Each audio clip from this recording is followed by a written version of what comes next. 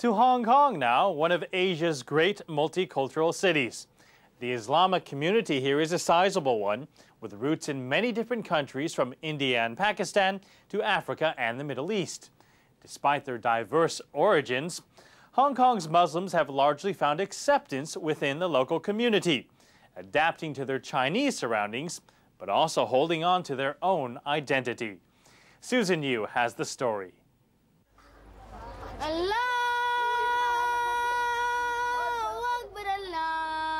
The morning call to prayer for Muslim youngsters. But this isn't Pakistan, Indonesia, or Malaysia, where these scenes would be common. This is Hong Kong, home to 70,000 Muslims. When the first time I came to Hong Kong, I don't know anything about the Muslim community. Our school has Muslim students, and the families are mainly Muslim. They want the children, they pray.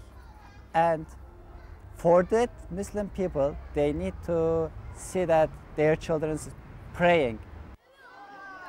This primary school in Hong Kong's new territories, close to the Chinese border, is unique.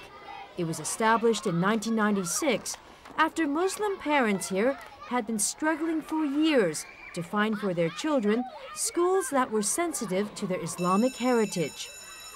When they grow up, they will be maybe strong Muslim, and their belief will be strong and faithful. Muslims make up half the 240-strong student body. The United Muslim Association runs the non-government funded school. It recruited staff from Turkey, Pakistan, India, Nepal, Ghana, the Philippines, and Africa. The curriculum is like any other, except for one item, a course in Arabic prayer. Because our praying language is Arabic, not the Indian language or the other languages, Pakistani language. The praying is Arabic language. He explained them how to say the pronunciation properly. As these young Muslims are taught the ABCs of their faith, they've also learned how to adapt to the local Chinese culture. Most speak Cantonese. That's essential for acceptance in Hong Kong society. Personally, myself, I don't feel any discrimination because I can speak the Cantonese language like, Chinese, all right?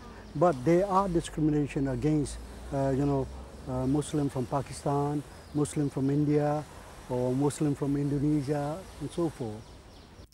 Muhammad Ali Din's family has been in Hong Kong for generations. He heads the United Muslim Association and manages Hong Kong's only Muslim center for the elderly. This is room number 3. Assalamu alaikum. No, these are all Muslims. These are Muslims. And then she's the oldest inmate here. These women are from China's Guangdong province. Like the Islamic school, this home for senior citizens is open to all nationalities and religions, but is run on Islamic principles.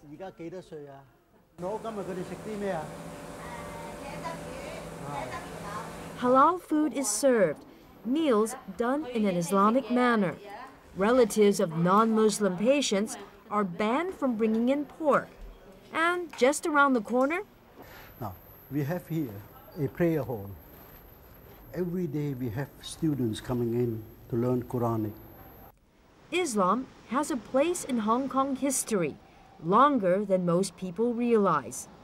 In the year about 1875, there was a fighting between Chinese government and the British. The Britain wanted to conquer and take the Kowloon. That time they brought Indian army. They came and fought, and for them this land was given and a mosque was built here. That was in 1896. Since then, the mosque has served Muslims from all walks of life. Ali Ting fled China after the communist takeover in 1949. The Nanjing native is one of many Chinese Muslims practicing their faith here. according about the Islamic come to China, they have from two ways, one from land, one from the sea. The land is from the Xinjiang area, come to the south, and the one way is from the seaside, come to the Guangzhou. It's about 1,400 years ago. The total Muslim community here are around 70,000. Nearly half Chinese and half international Muslim, which they come from Far East and Africa and the little Middle East. Friday prayers at one of Hong Kong's 5 mosques. Islamic worshippers have come here since 1890. The Jamia Mosque is the first and oldest mosque in Hong Kong. It's listed as a historical heritage site. That's testimony of how deep the Muslim community's roots lie here. And there are now plans for an Islamic cultural center to be built on the premises to further raise awareness and understanding of the Islamic faith. But some say awareness and understanding are in short supply, despite the Islamic community's history dating back to Hong Kong's establishment as a British colony. The ethnic Muslim minority has been campaigning for 10 years to get government approval for a 6th mosque to be built in the outskirts of Hong Kong. In our project, we have a school, a secondary school. We have an old age home of 150 beds. And we also have a small clinic and so forth, you know what I mean, where we can, give some welfare facilities to the local people. It hopes this parking lot can be transformed into the new mosque. But the project has come under increasing public opposition. Residents say they fear the mosque would drive property prices down, increase racial tensions, and most importantly, apprehension, especially after the terrorist attacks in America. It's these kinds of misperceptions Muslims say they want to dispel. Because every Muslim, they follow Islam law and also respect the local government law. We cannot say you're Muslim, you will be against anyone. No, you have to be follow and respect the local law. We have always been law-abiding, all right? We also pay our tax.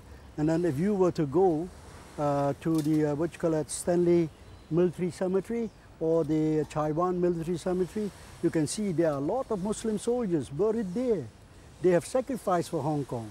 They have also, supported Hong Kong, in such a way that Hong Kong became a very rich and prosperous country.